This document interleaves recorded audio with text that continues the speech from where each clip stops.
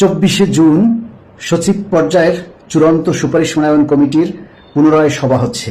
এই সভাতেই আমরা আশা করি চূড়ান্ত সিদ্ধান্ত আসবে এবং চূড়ান্ত সিদ্ধান্ত নেয়ার জন্য আমরা জোর দাবি জানাচ্ছি, বিশেষ করে আর যেন কালক্ষেপণ করা না হয়।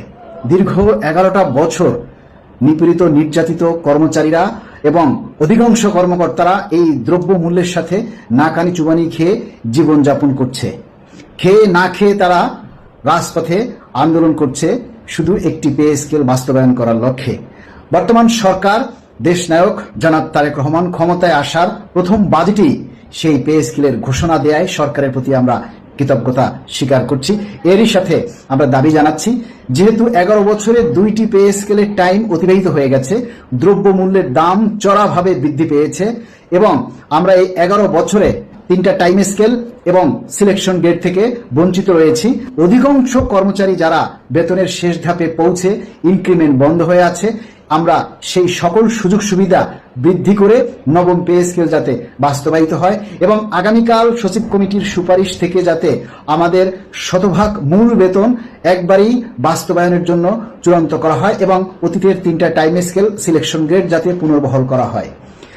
অতীতের যতগুলি পে স্কেল বাস্তবায়িত হয়েছে সবগুলাই 2 বছর এবং 2 ধাপে বাস্তবায়িত হয়েছে এবং সেগুলি হয়েছিল ম্যানুয়াল ভাবে, যার ফিক্সেশন কমপ্লিট হয়েছিল। কিন্তু এখন যেহেতু সারা বাংলাদেশে সকল সরকারি কর্মকর্তা কর্মচারীদের বেতন সিস্টেমটা আইবাস প্লাস প্লাসের মাধ্যমে সম্পন্ন হয়ে থাকে, সেক্ষেত্রে এই আইবাসে 50% বা 60% অর্থাৎ বেসিক ভেঙে আপনি ফিক্সেশন করতে গেলে বিশাল একটা জটিলতার সৃষ্টি হবে। আইবাস সিস্টেমকে ভাঙতে হবে, একবার 50% দিয়ে আর একবার মূল দিয়ে, মানে কয়েকবার সিস্টেমকে পরিবর্তন করতে হবে।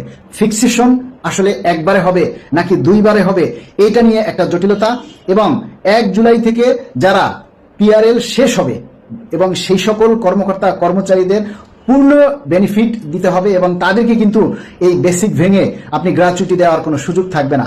এবং এই সমস্ত জটিলতাগুলি এড়ানোর জন্য এই সমস্ত জটিলতাগুলির বিশ্লেষণ করে যাতে অন্তত মূল বেতনটা সকল গ্রেডে একইভাবে যাতে একবারে বাস্তবায়িত হয় এবং ভাতাসমূহ প্রয়োজনে আর্থিক অসঙ্গতি থাকলে ভাগ করে দেয়া যেতে পারে, সেক্ষেত্রে আমরা কর্মচারীদের পক্ষ থেকে আমাদের কোনো আপত্তি থাকবে না।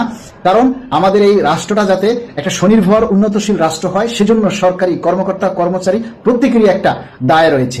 সেই দায় থেকে আমরাও সরকারের সাথে কাঁধে কাঁধ মিলিয়ে রাষ্ট্রের উন্নয়নের জন্য একসাথে আমরা কাজ করতে চাই। এজন্য অন্তত প্রথম ধাপে যাতে মূল বেতনটা একবারেই দেওয়া হয়, এক্ষেত্রে আসলে কোনো বিকল্প নাই। আমরা চাই এটাই যেন চূড়ান্ত সুপারিশে উঠে আসে, সারা দেশের 22 লাখ সরকারি কর্মচারী পরিবারের মুখে যাতে এক চিলতে হাসি ফুটে ওঠে। সবাই এই দাবিটা তুলে ধরুন এবং একসাথে আওয়াজ তুলুন যে আমরা অন্তত মূল বেতনটা সবাই আমরা একসাথে চাই।